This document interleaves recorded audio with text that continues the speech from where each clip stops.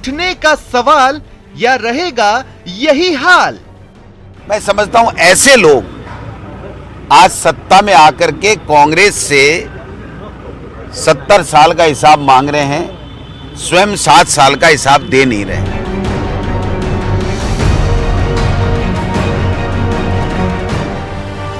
इतिहास से वास्ता, क्या होगा रास्ता? 1946 में किताब आई थी the discovery of India, Bharat एक खोज। इसे लिखा था पंडित जवाहरलाल नेहरू ने। 1947 में देश को आजादी मिली। आजाद भारत की सबसे मजबूत राजनीतिक ताकत के रूप में उभरी कांग्रेस। ऐसी मजबूत राजनीतिक ताकत जो उसके बाद और किसी दल को नहीं मिली। पर आज कांग्रेस खुद कुछ खोज रही है भारत में अपने पुराने बीते सुनहरे दिन। स्वागत है आप सभी का। आपके साथ मैं हूं स्वप्निल। देश की चुनावी तस्वीर में लंबे वक्त से कांग्रेस के हाथ या तो तंग हैं या खाली हैं। ऐसा नहीं है कि कांग्रेस ने बुरे दिन पहले ना देखे हों। पार्टी टूटी, प्रचंड बहुमत पाने वाले राजीव गांधी 5 साल में सत्ता गंवा बैठे, पर ऐसी स्थिति कभी कांग्रेस के सामने नहीं बनी जो आज है। क्या कारण रहा इसका और क्या कांग्रेस इस भंवर से उबर सकती है? कांग्रेस के 137वें स्थापना दिवस पर आज चर्चा कांग्रेस की। यह बहस इसलिए भी जरूरी है क्योंकि आज भी देश में मुख्य विपक्षी दल कांग्रेस है और लोकतंत्र को चाहने वाले विपक्ष के रोल को समझते हैं। ऐसे में सवाल यह भी है कि क्या कांग्रेस मजबूत विपक्ष के सवाल का जवाब है या देश किसी और में विपक्ष का जवाब खोज रहा है?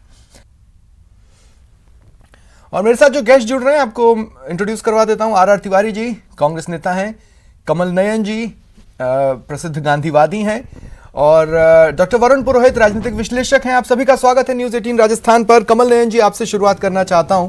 कांग्रेस के इतिहास को खंगालें तो कांग्रेस अपने भीतर कई बार लड़ी है, शुरुआत से लड़ी है।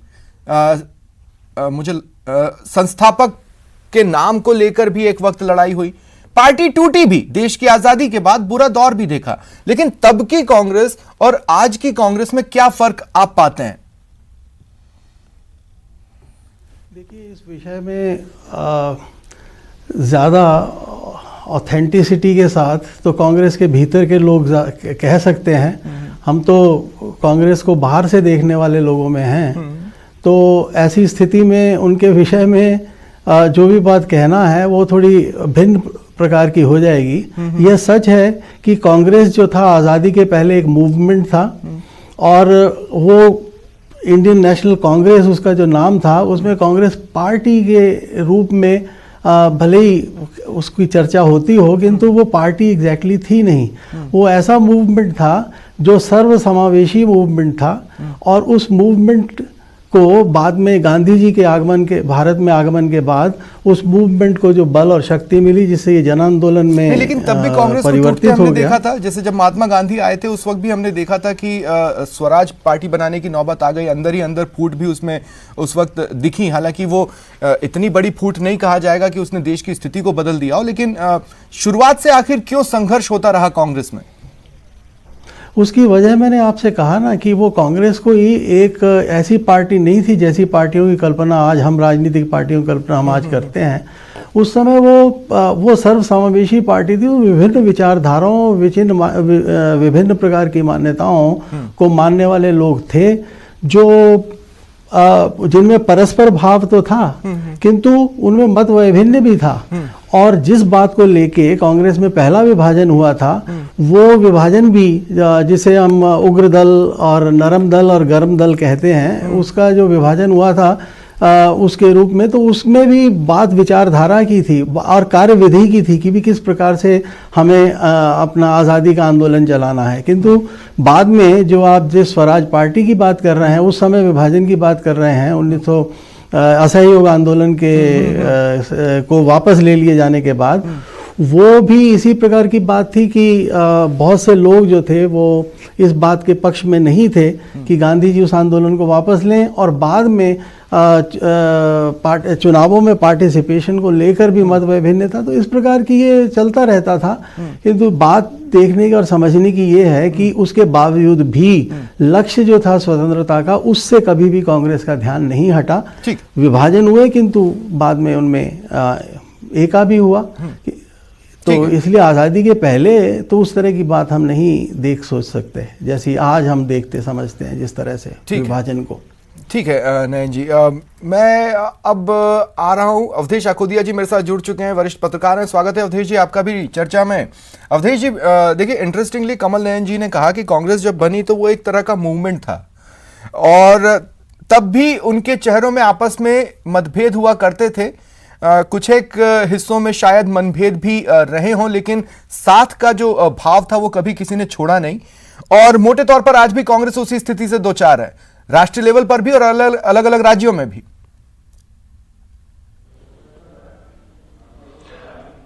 बिल्कुल स्वप्निल जी, देखिए कांग्रेस एक आंदोलन से निकली हुई पार्टी है और उस समय जब आंदोलन में थी, राजनीति में नहीं थी, तब भी आपस में कई मुद्दों पर जो बड़े नेता थे, आप छोटे नेताओं की छोड़ दीजिए, जो बड़े नेता थे जिनके हाथ में नेतृत्व था, जो निर्णय लेते थे पार्टी के, उनके कई मुद्दों पर आपस में मतभेद थे।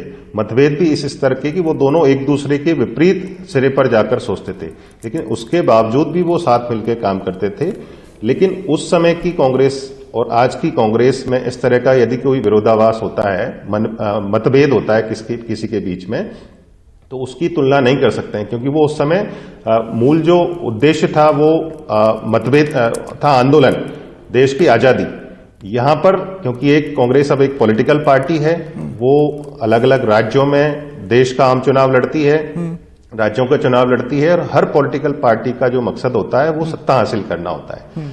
अब सत्ता की लड़ाई में चाहे वो किसी राज्य की बात हो, चाहे वो केंद्र की बात हो, एक ही व्यक्ति बड़े पद पर आके बैठ सकता है। जब कई लोग उस दौड़ में शामिल होते हैं और मतभेद इस स्तर के बढ़ जाते हैं कि बगावत हो जाती है, पार्टी टूट जाती है, नई पार्टी बन जाती है, तो अल्टीमेटली पार्टी को डैमेज करती है।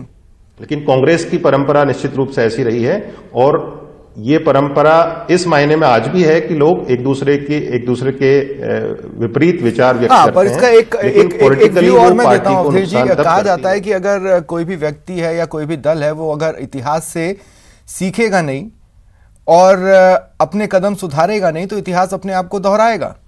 और मेरे ख्याल से अपना इतिहास से सीखने का दबाव शायद हो सकता है, या तो कांग्रेस उठा नहीं पा रही है या फिर वो उससे कुछ सीख ही नहीं रही है। वरुण पुरोहित जी, मैं आपसे पूछना चाहता हूं कि मोटे तौर पर कांग्रेस को कई सारे कालखंडों में बांटकर देखा जा सकता है, लेकिन जो मौजूदा कालखंड है मैं उसकी शुरुआत मानता हूं 2012 से।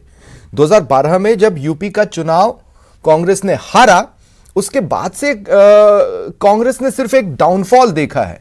गलतियां उनके सामने थीं, तो क्या वो इतिहास में हुई गलतियों से सीख नहीं पाई, या फिर इतिहास में जितना भी कुछ अच्छा है उसको बनाए रखने का दबाव उनको मॉडर्न वे में बदलने से रोक गया और इसलिए वो फाइट में नहीं दिख पाई?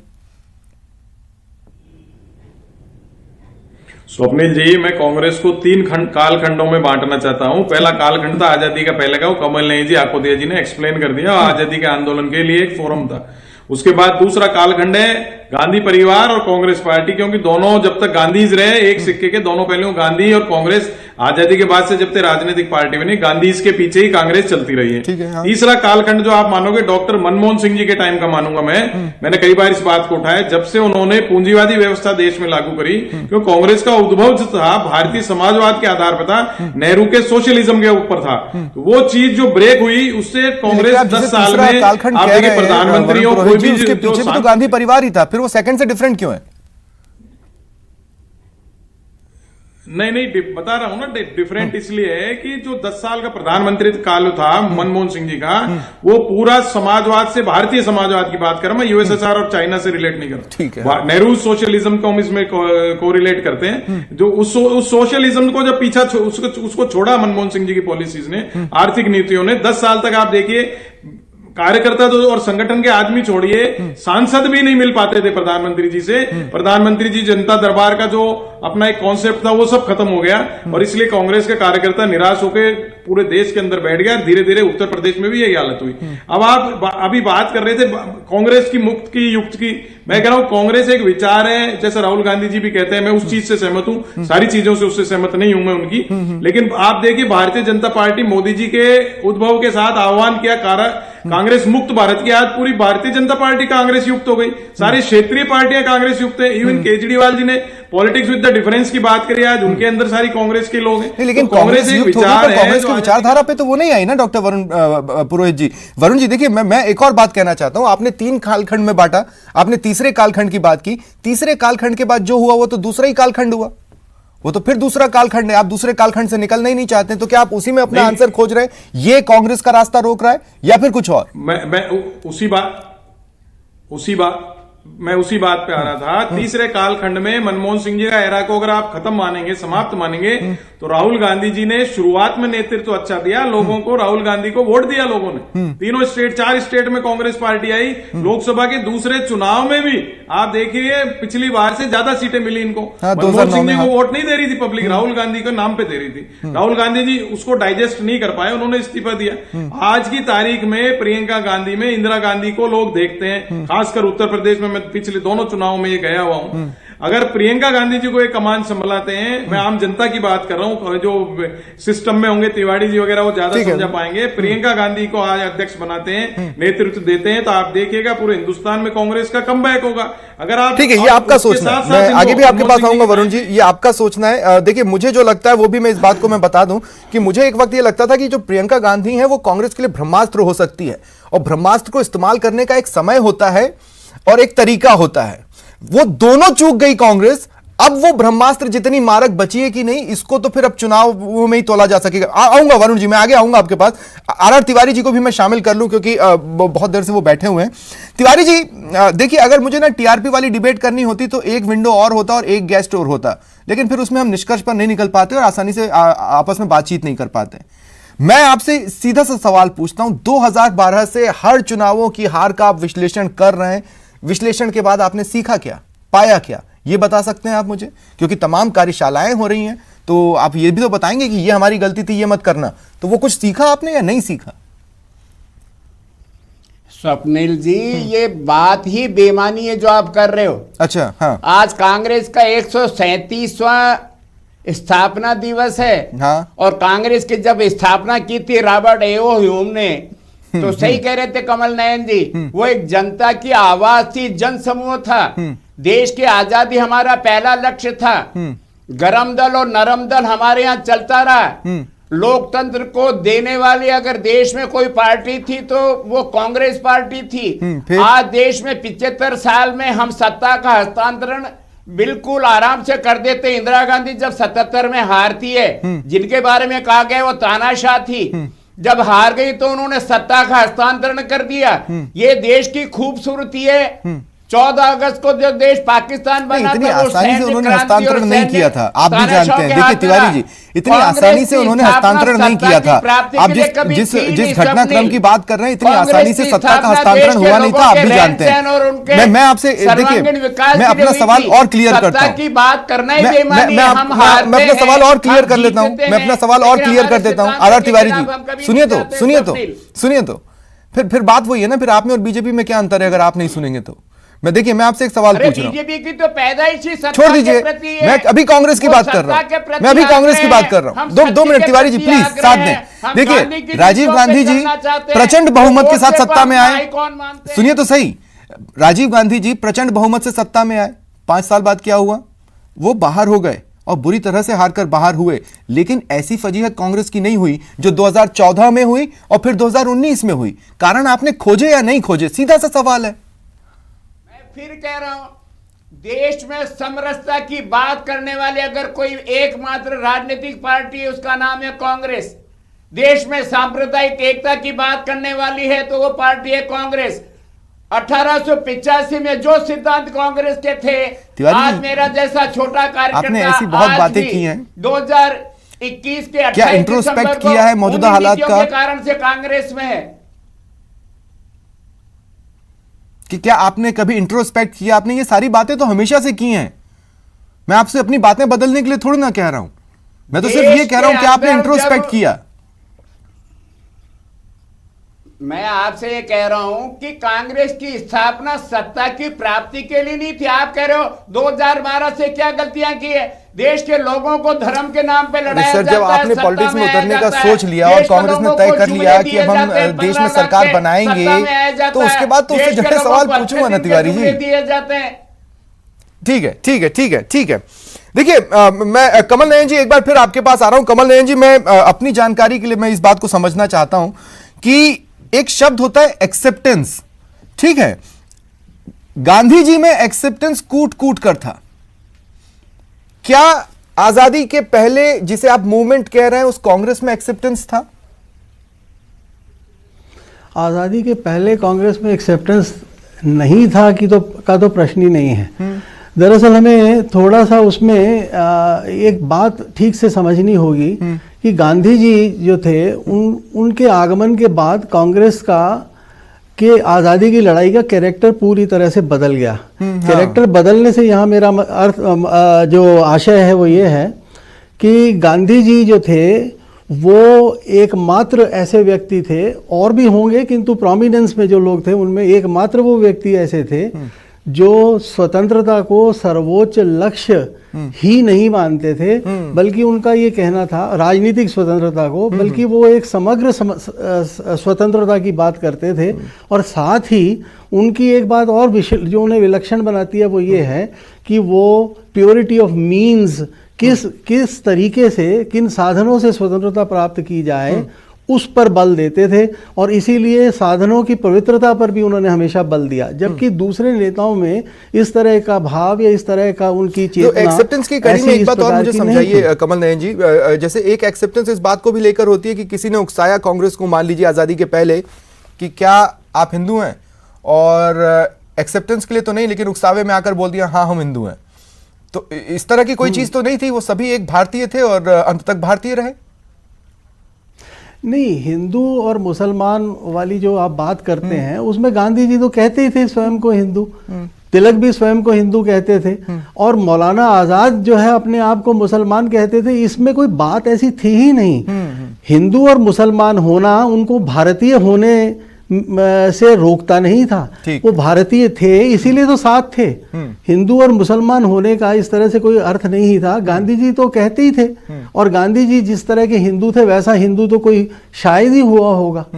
तो मैं जो आपसे बात कह रहा था उसमें एक बात ये ध्यान रखने की है हमारे, कि गांधी जी जिस समग्र स्वतंत्रता की बात कर रहे थे उसी ने हमारे स्वतंत्रता आंदोलन को सर्वव्यापी या यूं कहें कि इंक्लूसिव बनाया, इंक्लूसिव बनाया। उसमें सबके लिए स्थान था और सबकी स्वतंत्रता की बात थी, केवल राजनीति की नहीं, सामाजिक स्वतंत्रता की भी, धार्मिक स्वतंत्रता की भी, सब प्रकार की स्वतंत्रता की बात थी उसमें। यही बात गांधी जी को विलक्षण बनाती है, और इसीलिए सच्ची स्वतंत्रता की बात गांधी जी हमेशा करते थे। वो इस शब्द के साथ सच्ची अवश्य जोड़ते थे। तो अब आप ये देखिए कि ये जो स्वतंत्रता जिसकी वो बात करते थे, कांग्रेस के आइडियल्स भी वही बने, और संविधान जो था उसके तह में भी, उसके आधार में भी वही आदर्श है। तो वही हाइलाइट्स उनसे कूट-कूट कर भरी हुई हैं, हम आसानी से उसको देख भी सकते हैं। लेकिन जब मैं आर तिवारी जी से कुछ बोल रहा था तो वरुण पुरोहित जी कुछ जोड़ना चाह रहे थे। वरुण जी, आप अपनी बात को जोड़ें, फिर मैं सवाल पूछता हूं। क्या कहना चाह रहे थे आप?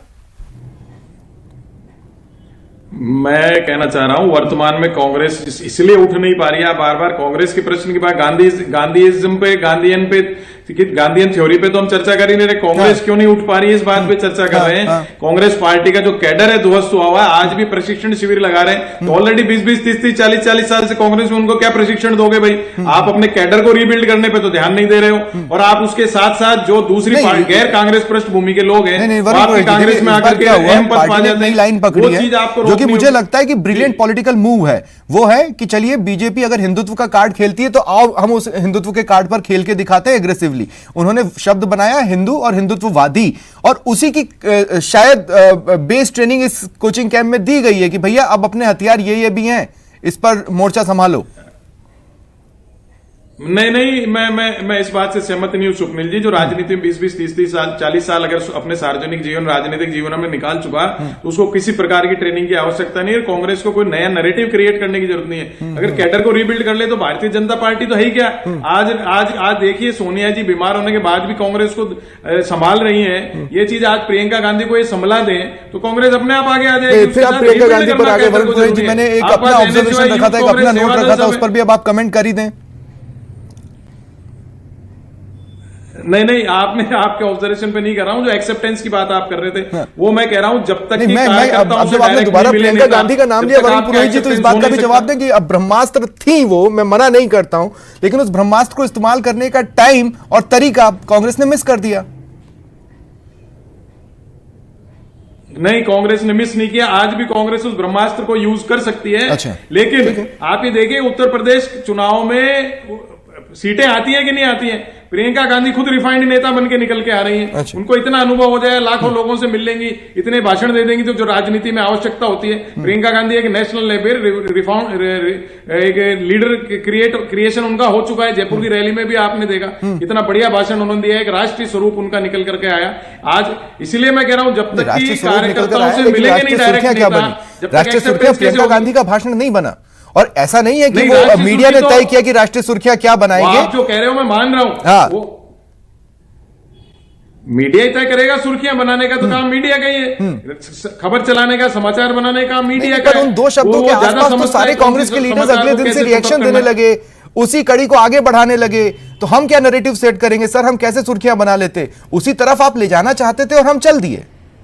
नहीं, कांग्रेस, मैं आपकी बात पे ऑब्जेक्ट नहीं कर रहा हूं, लेकिन आपने एक्सेप्टेंस की जो बात की, एक्सेप्टेंस होती है जब तक जनता से, समाज से जुड़ता नहीं आदमी। ठीक है। आप मिलते नहीं हो कार्यकर्ताओं से, आप डायरेक्ट, जब तक कि अब राहुल गांधी की बात अपन करें तो कार्यकर्ताओं से मिलते ही नहीं है। जब मिलेंगे नहीं तो नेता कैसे बनेंगे? आप कोई टीवी चैनल पे आके या ट्विटर करके थोड़ी नेता बन सकते हो। सही बात है। देखिए, कार्यकर्ता जो है वो ग्रास रूट पर क्या देख रहे हैं कि एक चुनावों से पहले, आर तिवारी जी आपके पास आ रहा हूं, एक चुनावों से पहले सेवा दल का एक बड़ा अधिवेशन, एक सम्मेलन किया जाता है और यह कहा जाता है कि अब आपकी भूमिका बढ़ने वाली है। ऐसे ही एक वक्त एनएसयूआई के लिए इस तरह का सम्मेलन होता है और राहुल गांधी कहते हैं कि अब आपकी भूमिका बढ़ने वाली है। उसके बाद उनकी क्या भूमिका बढ़ी, वो क्या कर रहे हैं, कोई नहीं जानता। मैं तिवारी जी, मैं आपसे फिर, देखिए मैं फिर वो कह रहा हूं कि आज जब आप कभी ना, आज आप बात कर रहे हैं ना कि अगला चुनाव आप ही जीतोगे, तो सत्ता तो आप भी देख रहे हो। तो मैं सिर्फ इतना पूछना चाह रहा हूं कि सत्ता की राह के कांटे क्या हैं, आगे आप क्या नया करेंगे, क्या आपने पुरानी गलतियों से सीखा? आप उस सवाल को ले ही नहीं रहे तिवारी जी। स्वप्निल जी, मैं कहना चाहता हूं, वरुण पुरोहित मेरे पुराने साथी हैं, ये कह रहे हैं कि कैडर बेस हमको ये शिविर लगाना नहीं चाहिए, प्रशिक्षण शिविर।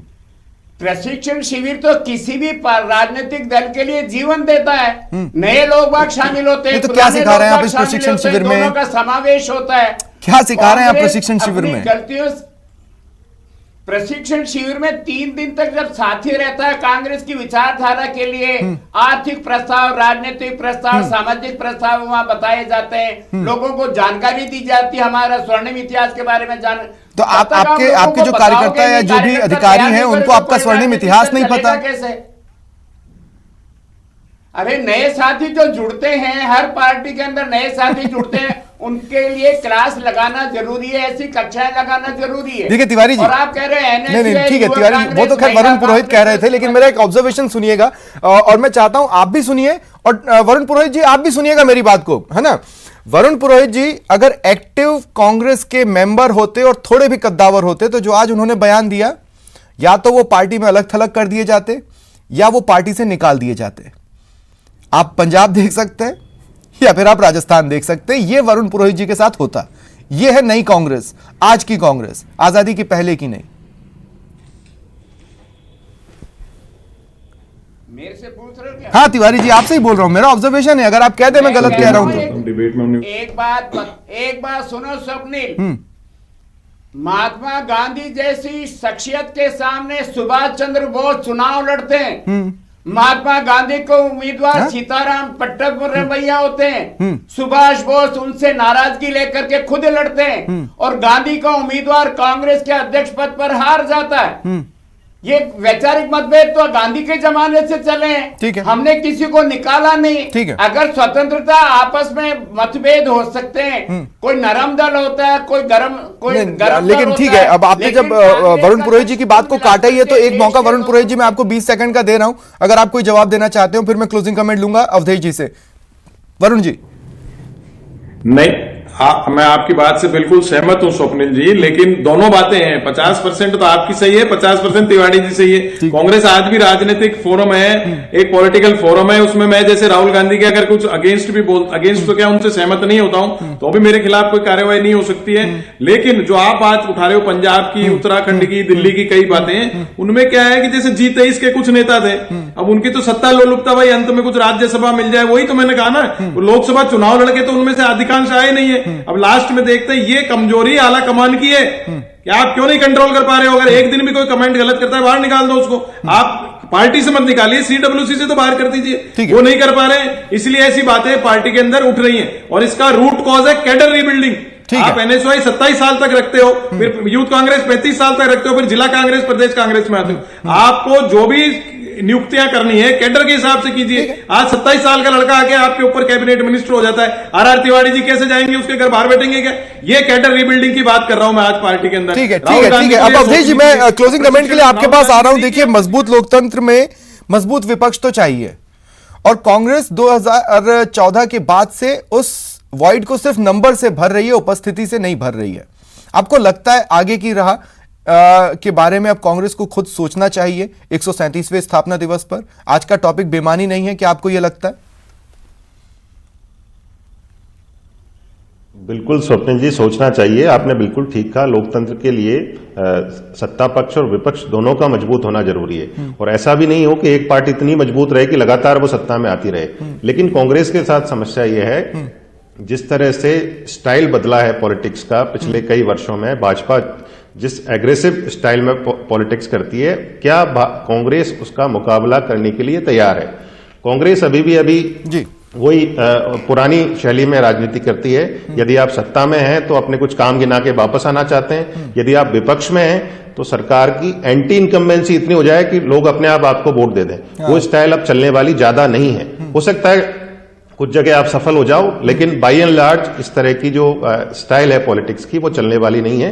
कांग्रेस को और किसी से नहीं, भारतीय जनता पार्टी से थोड़ी सी रणनीति, किस तरह से स्मार्ट रणनीति बनाई जाती है, खासतौर पर चुनावों को जीतने के लिए सीखने की जरूरत है।